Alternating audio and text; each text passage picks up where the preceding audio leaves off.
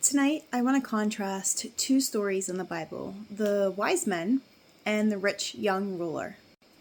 Matthew 2:11 is the story of the wise men coming to visit Jesus after he was born. Matthew 2:11 says, "On coming to the house, they saw the child with his mother Mary, and they bowed down and worshipped him. Then they opened their treasures, and they presented him with gifts of gold, frankincense, and myrrh." All right, Matthew 19 is the story of the rich young ruler. So in the beginning of the story, he asks Jesus what he must do to have eternal life. So we're going to pick up here in Matthew 19, 21 through 22. Jesus answered, "If you want to be perfect, go, sell your possessions and give to the poor, and you will have treasure in heaven. Then come follow me." When the young man heard this, he went away sad because he had great wealth. Here's a little Greek lesson for you. In both the passages I just read, the Bible, Jesus uses the word treasures.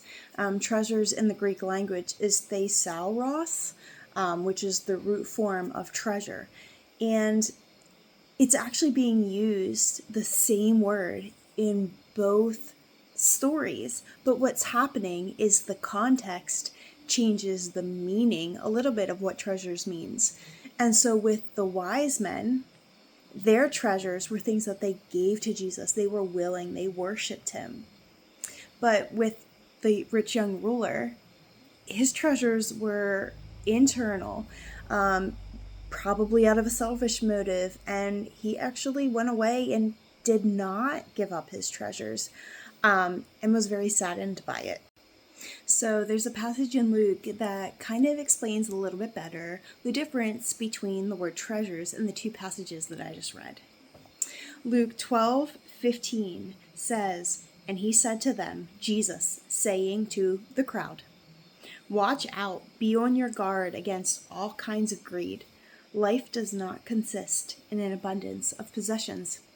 So now I want to give you guys 3 biblical truths that are in the Bible that we really should try to get a grasp on in order to be able to move our heart from the worldly treasures that the wise young ruler had and move them into like a Jesus heart posture that the wise men had. So number 1 is that we are stewards of God's blessings. 1 Peter 4:10 says each of you should use whatever gift you have received to serve others as faithful stewards of God's grace in its various forms.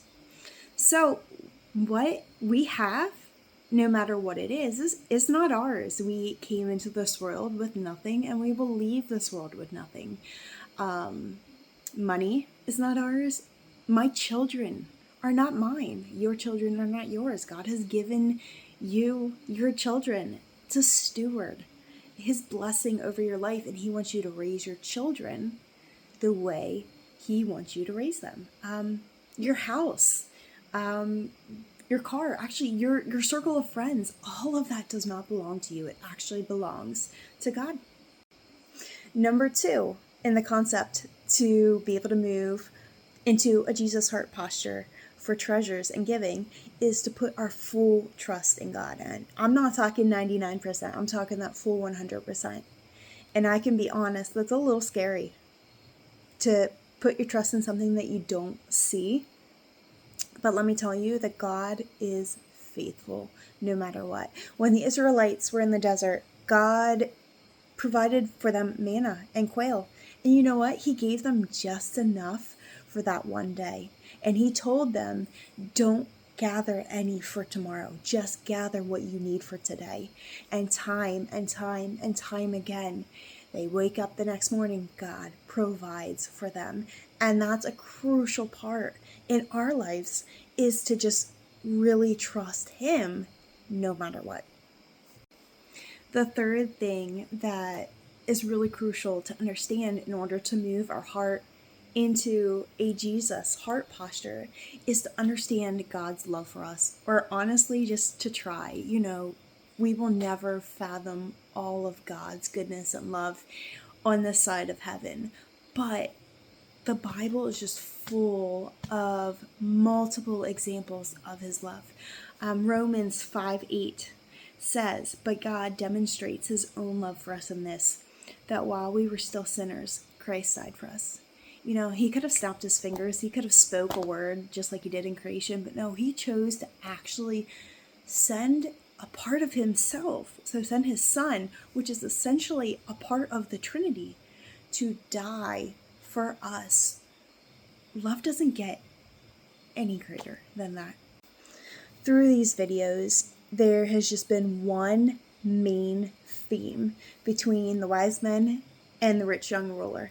And that theme is laid out very clearly in Matthew. And it says, where your treasure is, there your heart will be also. So my question for you today, for me as well, is what type of treasures are in our hearts? Are they treasures that want to worship God? Do they lead us to a deeper relationship with Him? Or do they make us walk away sad because we are much more reliant on them than we are on God? So this has been a really humbling message even for myself, and I pray that it blesses you as well.